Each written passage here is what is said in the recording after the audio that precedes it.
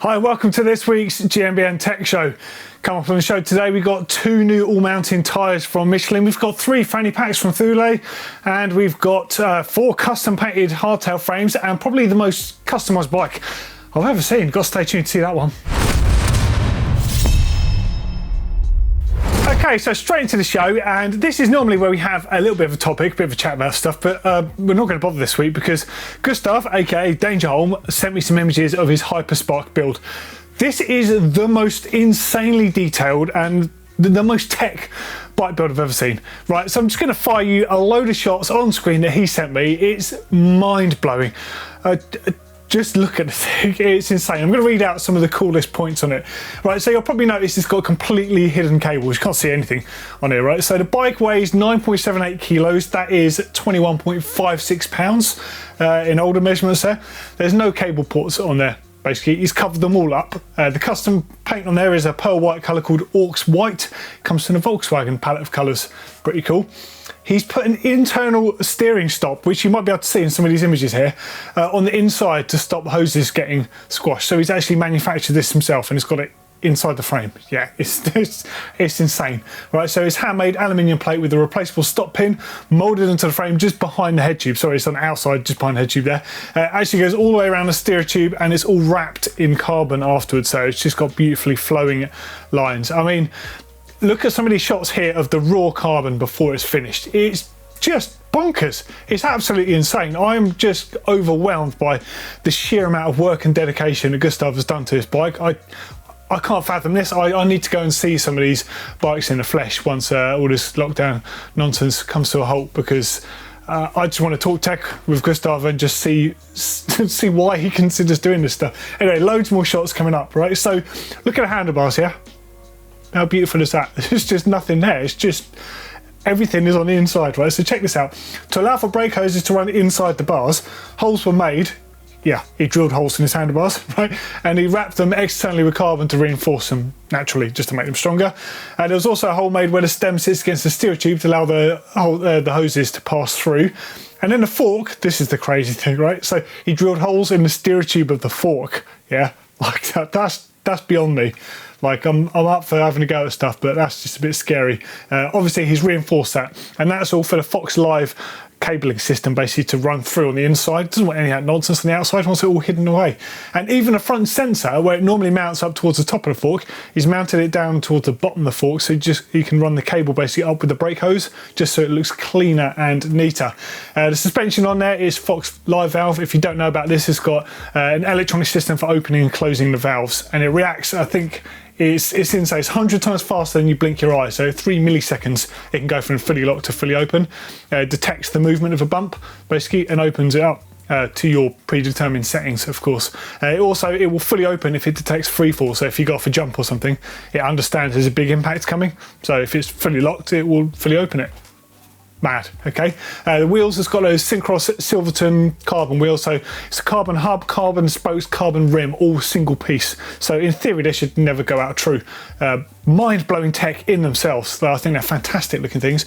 Never got to have a go on those. Would be interested to know how they ride compared to regular wheels. But okay, moving on from the wheels, the shifters. Okay, so we've seen and we've covered on the tech show before the ZYSSET bike shifters.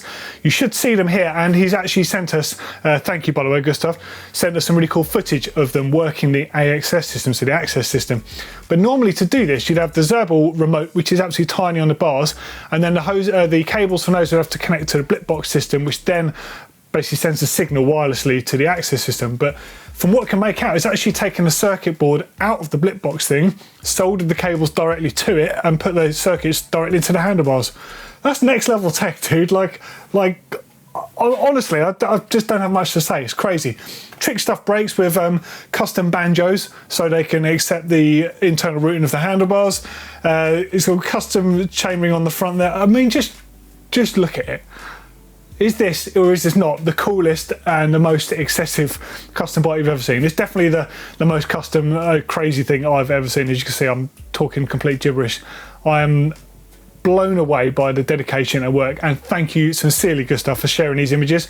I was going to put it on last week's show, but I couldn't get my head around it in time, and we had too much other stuff basically, and I just thought it needed some breathing space. So apologies to everyone for potentially taken up quite a lot of this show with this one bike, but just look at it. Absolutely amazing. Oh, and just to leave you on the Bonkers Professor style thing at the end here, this is Gustav. This is the man behind the bike. Yeah, he's a bit of a beast, isn't he? So he's obviously a pretty fit guy. He loves his riding of all varieties, cross-country racing, downhill, whatever goes. He certainly seems like a cool dude to me. So love to meet you at some point in the flesh and check out your bike collection and just find out what goes on in that head of yours to make this stuff. Love it, absolutely love it. What do you think of Gustav's bikes? Let us know in those comments underneath.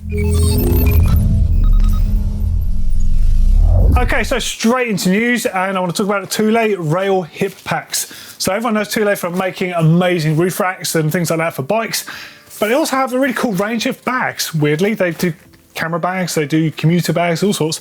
And now they're doing these hip packs, which are right up our street, of course, because everyone likes a fanny pack, a hip pack, a bum bag, a crossbody. No, that's just wrong, isn't it, calling them that? But you get the picture. So there's 3 different sizes available. There's the 0, wrong name technically because it's actually half a litre in size. There's a 2 litre and there's a 4 litre. So technically there's a size for everyone. You wouldn't really want much bigger as a mountain biker. So this is the smallest one, the half litre size. As you can see, it's got these wings on the side with little mesh pockets. It's got a main pocket here and it's got an outside one big enough to stick your phone in. The position of that zip is really good because you can actually reach in from the side without having to move the bag around at all. Inside, big enough for all the tools and bits and pieces you need for a shorter ride.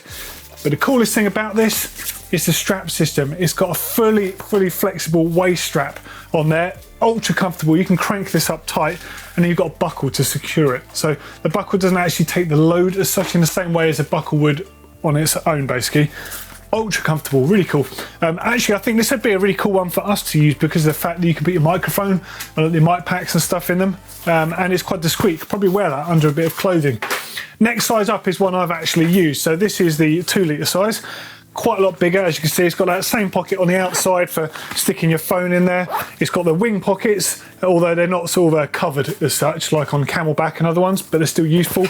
I stuck multi-tool in one of these, so it's easy access to reach. You can also fit a bottle on each side if you wanted one here. But more important from my perspective is what you can put on the inside. So I've got my camera in here, which I take with me when I go riding, Cliff Bar, you know, some tools in a tube, other bits and pieces. It's big enough for most things. That's probably the best size for most mountain bikers. Well, I've got to say, I've got a little soft spot for the small one. I think that's going to be really popular for those little minimal lunchtime dashes. And finally, there's the 4, which looks essentially the same size as a 2, but you've got a massive pocket on the outside here. There's also got a 1.5 litre bladder on the inside. It lacks those 2 pockets on the side for water bottles, but of course you don't need that with the bladder pocket on the inside there. Now, something cool about this, it has a magnetic system, so basically when you're sipping away from your water, you can just sling it back around your waistband, nice and comfy. Cool system, well worth looking at. Like I said, there's 3 sizes there, the half litre, the 2 litre and the 4 litre. And they retail US cost for these is $45, $60 and $100. They look really cool. And I also hear that they've got quite a cool, like an e-bike pack out, if you're an e-bikist, that has a battery compartment on the inside of it. Pretty cool stuff, that. Okay, next up in news is a couple of new tyres from Michelin. So this is the new tyres coming up on screen now. So you've got the Force AM2 and the Wild AM2. So the Force AM2 is designed primarily for harder conditions, so it's a faster rolling tyre. Now, if you look at the shoulder tread on those, you'll see they're quite heavily influenced by that DH22 tyre. You know, proper like hard edge on them. Smaller, more compact knobs, not as much as like you would say with a semi-slick style tyre like a Rock Razor or something like that, but you can certainly see it's going to roll a lot faster. So it's got lower profile main tread, stable and fast, dual compound gum X, so a harder, firmer rubber in the centre, softer rubber on those shoulder lugs there. So it looks like a really good tyre. But then there's a Wild AM2. And now this one looks a little bit more up my street out of the 2, I've got to say. So it's designed for mixed conditions. Ultimately, it's going to be better in soft conditions, but you could probably use this in anything. Oh, by the way, both of these tyres, you can run them front or rear. They both come in 27.5, 29, 2.4 and 2.6 versions. So pretty much a size to suit most riders there. Yeah, so back to the Wild AM2, which is this one. Again, so you can see the shoulders like the DH22, but it's got the big centre lugs on there, more like the DH34. You would have seen Sam Hill using some of these DH32 and 34 and 22 tyres over the last couple of years, seasons actually. Really popular tyre. insanely well built, that. So firm centre tread, soft shoulders, can be used front and rear. Now the weight of both of the tyres in 27.5 ranges from 980 grams to 1070. As you can see, it's not full on heavy duty territory, but that's not too bad. A little bit heavier in 29, as you'd imagine, so 1040 grams up to 1130. Pricing is from £47.99 in pound sterling up to £54.99 in pound sterling across the different options there. I don't have euros or US dollars to hand, unfortunately. They're all different distributors at the moment, and there's loads of issues with different pricing going on. But either way, they're Michelin tyres. If you're interested in Michelin tyres, you're probably not that fussed about price, because they are expensive, but they're flipping good, I'll tell you that. Okay, so next up in news is 4 custom frame sets from Specialized. Now, this is part of their artist series. So we've seen in the past, every now and then they'll do a drop with some custom artwork on some of their frames. We've seen Troy in the past. We've seen a whole bunch of different things, but these are something special. So this is the Chisel limited frame sets, Disrupt the Decay. Okay, so the Chisel frame set's been offered in 4 unique limited edition designs: earth, air, fire, and water. Okay, so there's a bunch of shots coming up on screen, and you can see they've got some pretty special detailing. I'm just going to get the pictures up so I can talk through them a bit. So the elements themselves, I mean, who am I kidding? Just look at them. Okay, so starting at the top, let's get involved with earth. This is my favourite one with that pink down tube on there. I mean, wow, look at the thing. It just looks beautiful. That's all paint flicker going on. Kind of a nod to old school there, the pastel shades. It just looks beautiful. Absolutely stunning. And as I say, the luminous wash on the airframe symbolises the fog rolling over the hills of the Pacific, colliding with Silicon Valley. Or just a nice colour, yeah. And the next one is air, which, again, I mean, Christ, look at these things. They're absolutely beautiful. These could be installations, so then, you know, they're good enough to be art installations, I swear.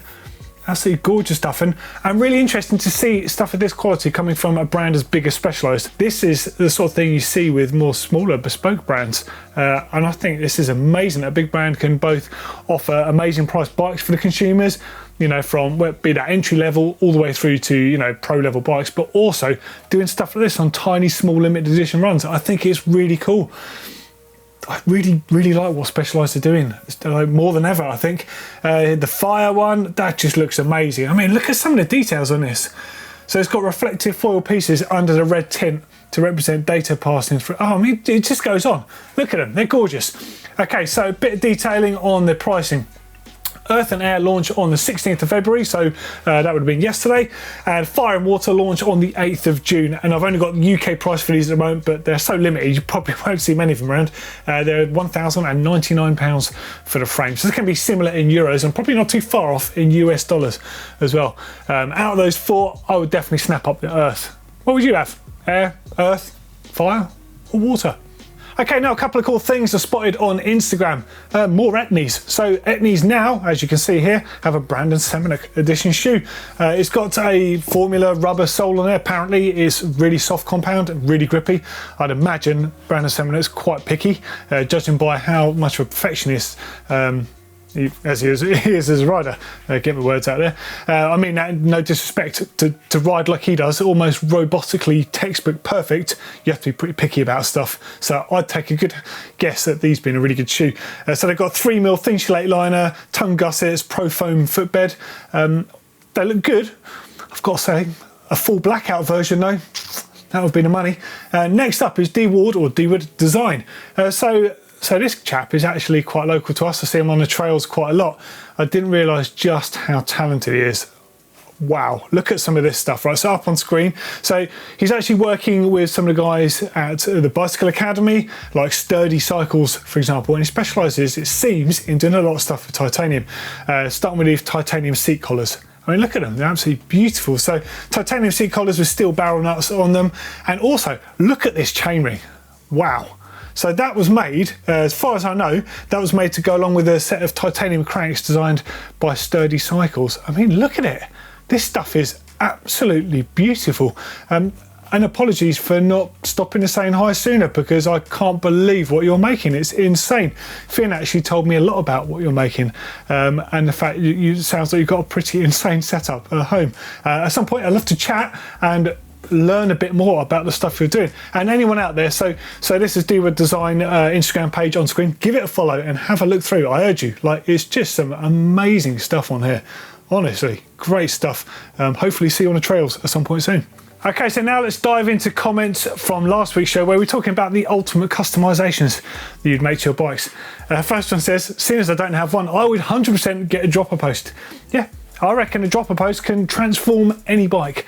So I was pre-dropper post when I started riding, so I know how to ride obviously without a dropper post, but I remember years of stopping and lowering the saddle, have a bit more fun on the bike. Nah, forget it. Now you can just drop it at will. Brilliant brilliant thing to get for your bike.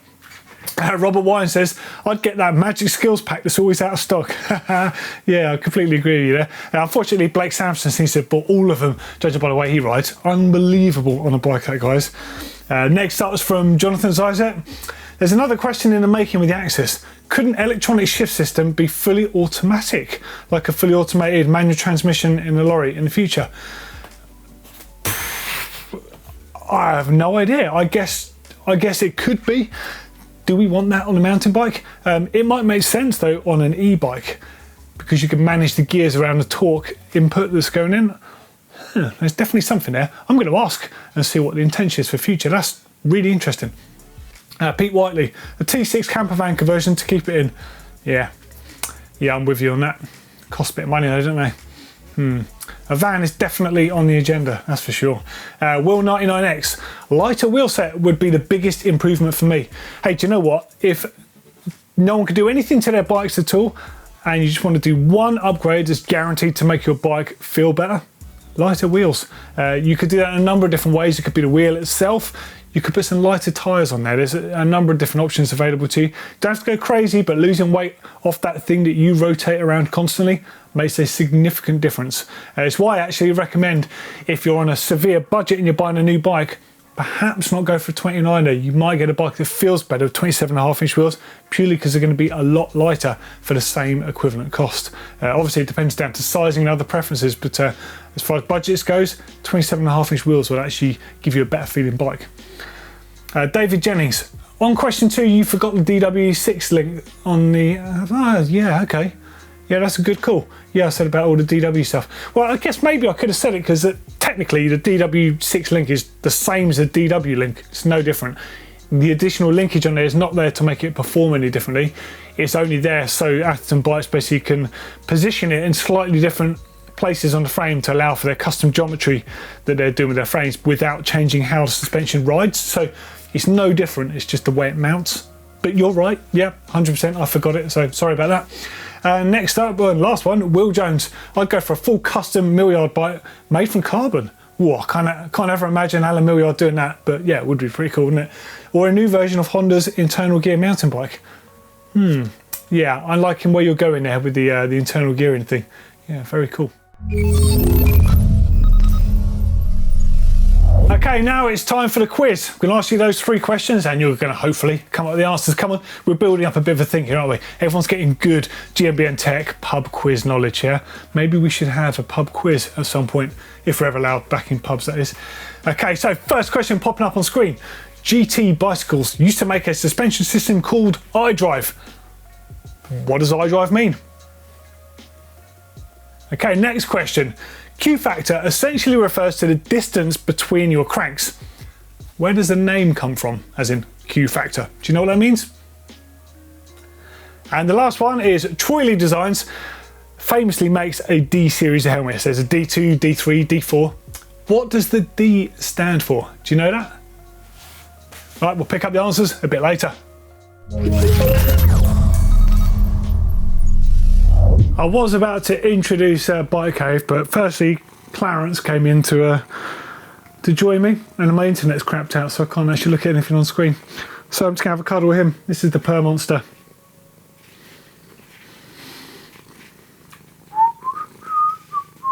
Come on, internet. What's up? Yeah. Okay, so my internet is just kicked back in again. Hopefully it stays. This is Bike Cave. send us pictures of your bike cave. We love them. There's a link right there at the bottom of the screen, and there's another one in the comments underneath. You can send your bike cave to us and we'll put you on the show. So first one is from all the way from Melbourne in Australia. So this is our custom little bike corner in our 1-bedroom apartment we built in a living room. No way. This is awesome. Okay, so custom self-standing, so they're not fixed to the wall. Bike stand integrates neatly and isolates any movements when mounting the bikes to the rest of the custom shelves. Hey, that's a really smart idea. A few mock-up shots while we build it to test it will not fall over. I'm well impressed by the amount of space you've created in here with that. Hey, that looks really neat, and I love the fact you're clearly into your Lego techniques. There's some really cool ones there. You've got the Land Rover Discovery. That's quite a new one. I actually asked for that for Christmas, but it never got here, unfortunately. I was quite upset. Although I did get that cool little Audi. I say I got that. I bought that for myself because that didn't get here either. And I asked for that, but oh well, cry me a river and all that. But more importantly, your bike cave looks amazing. Yeah, looks really cool. I love what you've done there. I think that's really cool. Not having it attached to the wall, but you've obviously built it so it can support its own weight. Super neat and tidy. You're quite minimal, aren't you? It's a good approach. Awesome stuff. Next up is from the UK, actually. This one's from the Wirral. After my first bike cave that was featured, I've altered a lot of my bike cave workshop. I was going to say, I do recognise the muck-off mat. It's actually a floor mat that you've put on the front of your units. I'm sure you had that before, didn't you? Okay, well, let's see what you've done. So, awesome looking smaller bike down there. You've got your Hope wheels hanging up high. LG speaker system in there by the looks of it. Very nice, but that's pumping out some bass. Nice little tool cab there, good workbench space. What's that to the right? Is that a beer fridge or something? It's just lurking out shot. Can't quite see. Looking good. Loads of stuff there. So you've got Fenix, WD-40 and muck-off loop. You've got right old choice. Some SRAM butter down the bottom there. Always preferred it when it's called Judy butter, but hey, good things can't last forever, eh? But looks awesome. Great stuff. Thank you very much. Some great bike cave entries this week. Keep them coming, and we'll put you on next week's show. Okay, it's time for top mods now, and I'm just going to tell you about a couple of things that I've done. The first one, I'm going to throw you back to something I did to my car when I had a bit of a crisis on a Saturday morning. Check this out. Now, anyone that's got a VW, a Skoda, or an Audi, or anything else from that group, for that matter, might have had a leaky rear windscreen wiper hose on their cars. If you have, I feel sorry for you because I had that pain the other day. Not only did I wake up on a Saturday morning, went to go out for the day with my wife and my child, and we had a flat tyre, so I had to change the tyre. And in changing the tyre, I noticed that the well that the rear spare sits in was full of wiper fluid, and I was just like, oh, seriously, I don't need this now. And I also noticed that the back column on the inside was completely soaked with blue fluid, and the top was as well, so I obviously had a leaky hose now. I just chose to ignore it, go and get the tyre sorted out, like swapped it myself, and then went and got a fresh one, but I had a big slash in it, a big bit of metal in there. And then obviously when I got home later on, I had to change it. But I didn't have the part needed, and I couldn't get one inside of 10 days, so I took to the bike toolkit, and I actually used a part from a Magura brake. I'll grab one out so you can see it. One of these fellas. I heated up the hose with a heat gun slightly, and I fitted one of these on the inside of the split cable. Basically I had to rejoin it and then cover it in heat shrink afterwards. Now it works a dream. But pretty cool, a little bike part, helped me get back on the way. Although now that's happened, probably not going to use that rear wiper ever again. At least not the fluid on it, just going to avoid it because now I've read into it quite a lot. It seems it's a common problem. But hey, bike parts to the rescue. And back from that one, well, there you go, bike stuff to the rescue. I have since fixed it properly, but it was a great one just to get us going so we could get mobile, not have a leak in the car. So the next one I wanted to talk about is actually just a few cool things I've done to my Canyon Lux. So this is it on screen here. Now it did come with a Fox 32 in it, but the previous one had a 34. Now, although it wasn't a top spec version of 34, it feels dramatically different to the 32. So Fox actually say that the 32 step cast and the 34 step cast are basically the same in terms of stiffness. But I'm not sure that they're banking on the fact that some people are going to insist on running an 800mm bar like me, and that some people are on the upper end of the weight limit like me and are quite tall and quite levery on a bike. So I've actually swapped out the 32. It is a bit of a weight deficit, unfortunately. I think it's about 250 grams heavier. Put the 34 in there. So dampers the same. There's no terms of, there's nothing different in terms of performance there. I've gone up 10mm in travel. bit heavier, but it feels great. It really does suit the front end. Yes, I've put an 800mm bar in there. The bike did come with the 740mm wide one-piece canyon bar with the 8mm stem, which is a work of art. And to be honest, I'd much rather have run that. Just not wide enough for me. I just can't ride with narrow bars anymore. I'm just too used to the better stance you get from the wider bar. And also, I improved my feel on the bike. I've always run the cleats quite inboard to move my feet out.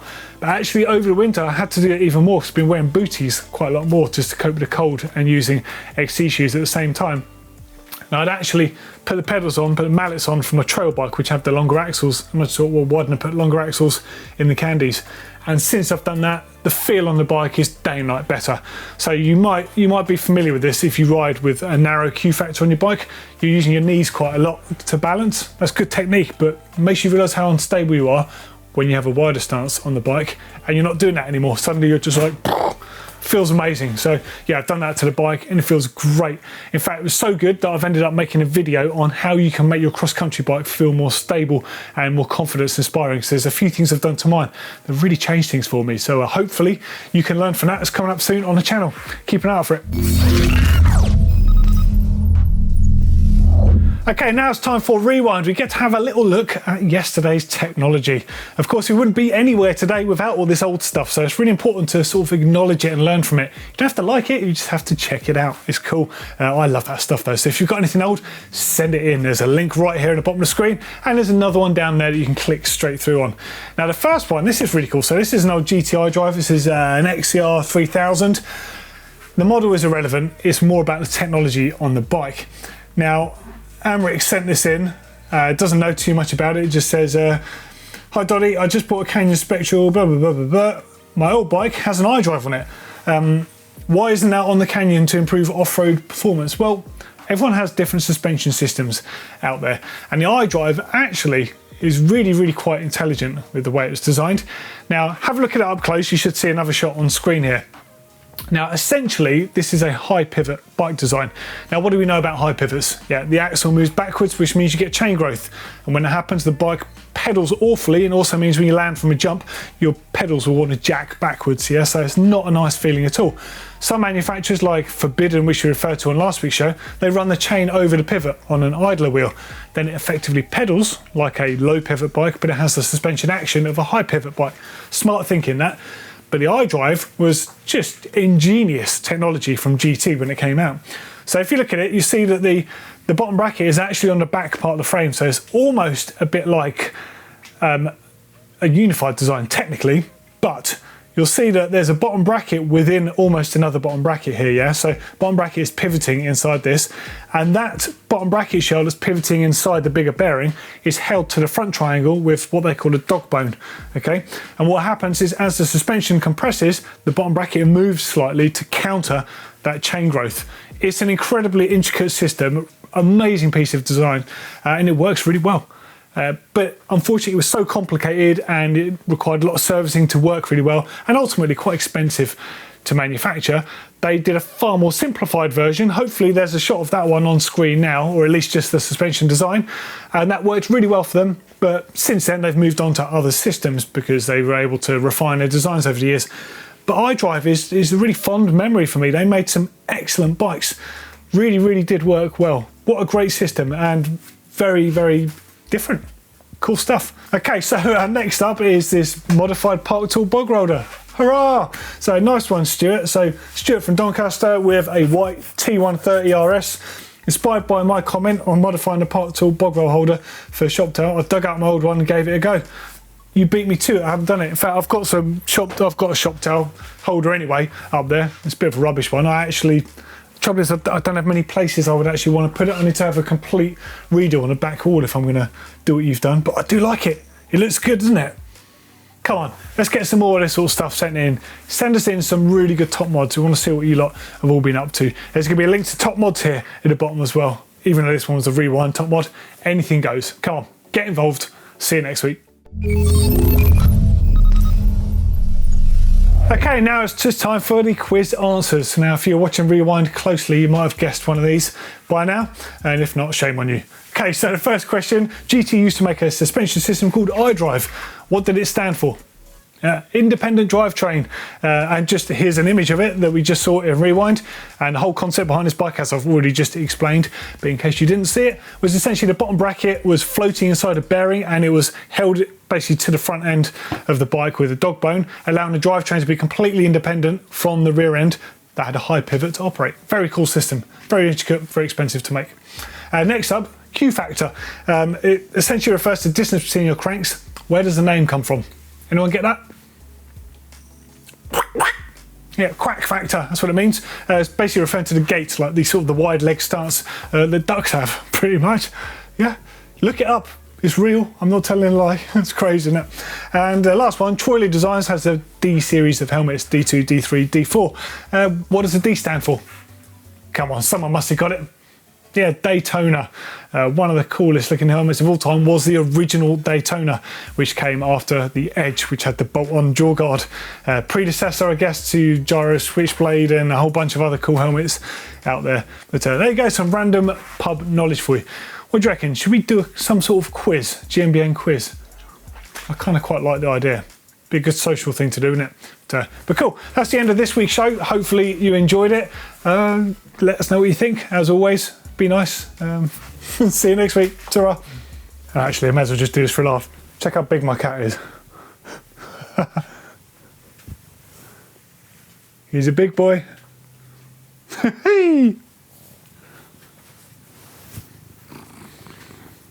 How are you? Big ball of fluff, aren't you? This one chases foxes as well.